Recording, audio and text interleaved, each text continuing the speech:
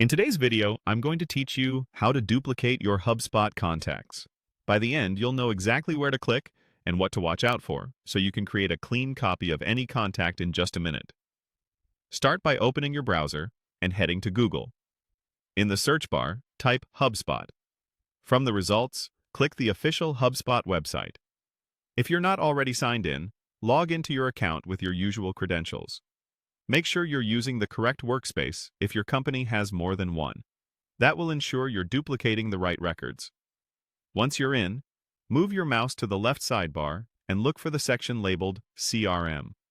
If your sidebar is collapsed, hover over it or expand it so you can see the labels clearly.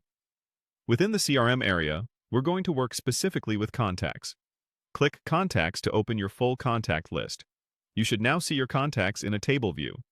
Use the search bar or filters if you have a long list, and locate the exact contact you want to duplicate. Taking a moment to confirm the right contact here helps avoid creating unnecessary duplicates later. Click the contact's name to open their record. At the top right of the record page, find the Actions menu. Click Actions to reveal a list of options available for this contact. From the Actions menu, choose Clone. This tells HubSpot to create a new contact record using the same properties as the one you're viewing. Think of it as starting a new record with the key fields already filled in, saving you from manual re-entry. A cloning panel or window will appear. Here, you can add another email for the cloned contact. This is especially important because the email field typically acts as a unique identifier in HubSpot.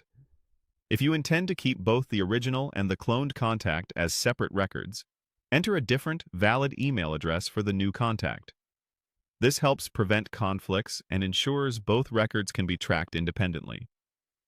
Double-check any pre-filled fields that might need to be updated, such as name variations, job titles, or life cycle stages, so the clone reflects the correct details. When everything looks right, click Clone to confirm.